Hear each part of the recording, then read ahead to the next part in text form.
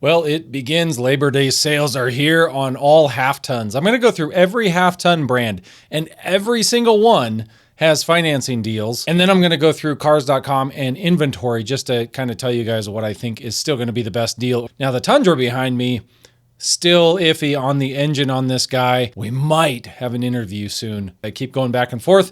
I'm hopeful to have more information on this. The Tundra I actually would be interested in, and probably the Ram. Let's jump into the deals. So let's start with the Tundra. The 2025 Tundras, you can get $3,000 cash back or 1.99% for 72 months. That's probably the best deal I think going right now as far as financing. 1.99 for 72 months. I don't know that I would finance it for 72 months, but that's a pretty darn low interest rate. And considering how much these trucks cost, you'd probably need it. And the lease deals on the Tundra aren't really that good. They're like $519 a month with $39.99 down, so wouldn't bother leasing it really. They're really trying to push people to buy. Now, next up is Ram. The 2026 Rams are offering 2.9% for 72 months. I'd go for the 26 because they have the 10-year, 100,000 mile powertrain warranty. On the 25s, you can get 1.9% for 72 months, or you can get like 10% off of MSRP, which, you know, most of the time you can get that just negotiating anyway. So I would definitely be checking out Rams in the, probably just the standard output Hurricane if I was looking. So far, it's been pretty reliable with that ZF. All right, next up is GM and Chevy both. So the Silverado and the Sierra, they got a couple things going on. They got 0% for 36 months for well-qualified buyers. And then you can also get, like, I think they say 20% below MSRP is what they're advertising. My guess is they're actually struggling a little bit right now, probably due to all their bad press on their transmissions. They also have, I think, $399 a month for 36 months on a lease. You have to put down like $3,000. This is all for the Turbo Max as well, which to me, you know, ironically, the little 4-banger turbo right now is their most reliable engine. The 5.3 is okay, but it's got DFM. But that little Turbo Max, the little 2.7 4-cylinder has had almost no issues, and it's got the 8-speed paired up with it. So honestly, your best reliability bet right now for GM is the cheapest one, which is the Turbo Max. That's just my opinion. You guys can put in the comments if you disagree. Now moving on to the F-150. The F-150, actually, they've got some 2024s still remaining in stock, and the 2026s are coming out. So they're doing 0% limited term APR financing, 0 down payment, 0 payments for 90 days, plus you get complimentary 24 months of service, which is probably like 2 oil changes because, you know, everybody's got 10,000 mile intervals now. That's not terrible, but it's also like 2024 models. They should have been sold by now. I think that's a sign. Now the 2025s are similar. They're doing like there's a lease deal on the F-150s, $479 a month for 36 months. And you only need like $479 due at signing. So a little better lease deal than maybe the Tundra and some other ones. And the 25s are also 0% limited term financing, 0 down, 0 payment. So I don't know why you'd buy a 24 at this point, unless you could just get like another 10 grand off the MSRP. Seems crazy that they still have them. All right, let's jump into cars.com. We're going to do a nationwide search on all these, see what the lowest price is for most of these trims. I think the more common trims. So the Tundra, the SR trim, probably not the most common trim, $40,000. These are going to be 4-wheel drives, all of them. And looks like the cheapest SR5, $46,429 for the double cab, and then a crew cab down there, $47,048. And if you jump up to the limited in the Tundra, you're sitting around $53,000 to $54,000. Now Ram's a little tougher because they have so many different engine configurations, but the 3.6 Pentastar, you're looking at a 2025 Ram Tradesman, $31,000, pretty cheap, but also not as desirable of an engine. Oh, and by the way, Ram has 27,167 1500s available. So they've got a lot more stock, at least than Toyota. And here's what's crazy. I think Ram is starting to sweat it a little bit. The 2025 Bighorn, $36,108 is the cheapest one I can find. That is with the straight 6 Hurricane engine. So not that much more, a $5,000 upcharge for the Hurricane. I'd much rather have that engine than the Pentastar if I'm just, you know, keeping it through warranty. And then I searched for the 2026 Hurricanes, and most of them are $10,000 more than the 25s. I'm guessing that's that 10-year, 100,000 mile warranty that people want. So then the 26s are going to be a bit of an upcharge. There is one available for $39,160.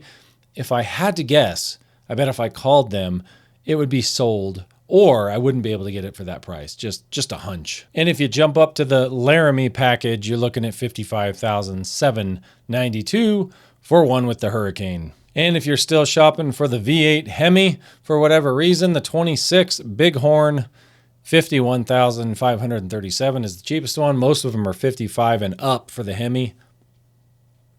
What do you think?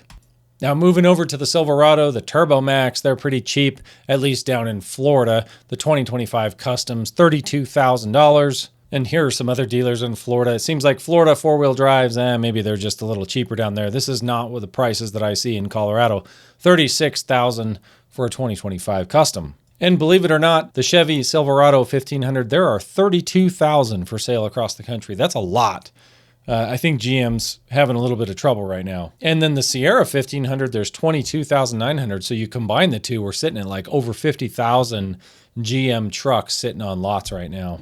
And that's just what's advertised through cars.com. Kind of similar story with the Sierra. You're looking at the Turbo Max. You can get a 2025 Elevation 1500, 38,000. So GM's going to be a little bit of a markup over Chevy. Although with the Elevation package, kind of compares more to the RST, so you get a little bit more in the Elevation than you do in the Custom. And Ford gets interesting, man. They have quite a bit of stock, kind of like General Motors. They're looking at 37,343. So not quite as many F-150s for sale, at least on cars.com.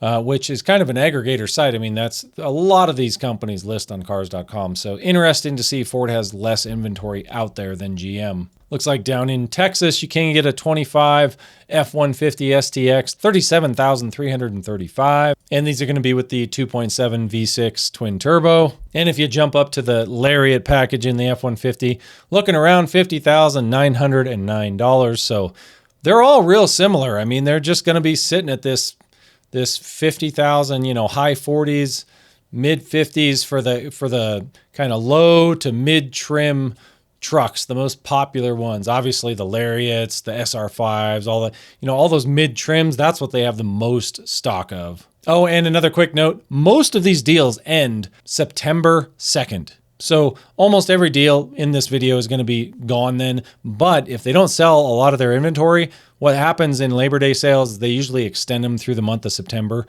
They kind of play that game. They try to push you into buying something. And then when they don't sell their inventory, they're like, oh, just kidding.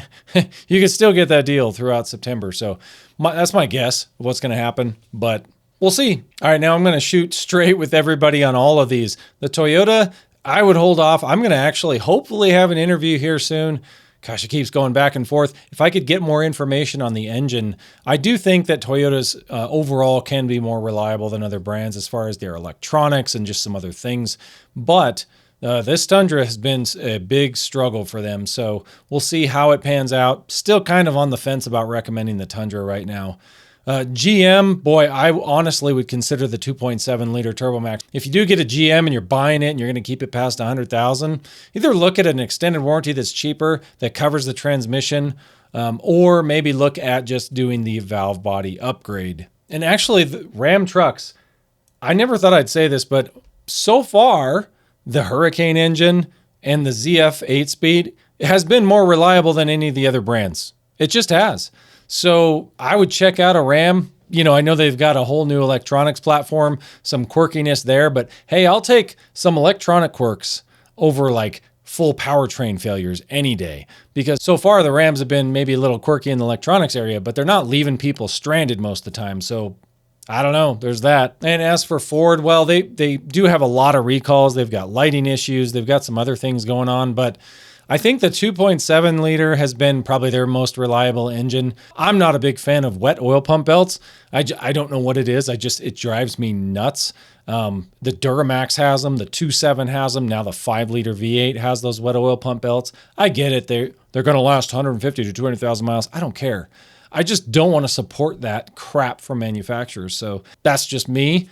If you're just keeping something through warranty, heck, the 2.7, the 3.5, they're all, at least they've been around for a while. At least Ford has been iterating on it. Their transmissions seem a little bit better than GM as far as the valve body's concerned. They fixed the CDF drum issue, but they're still not bulletproof by any means.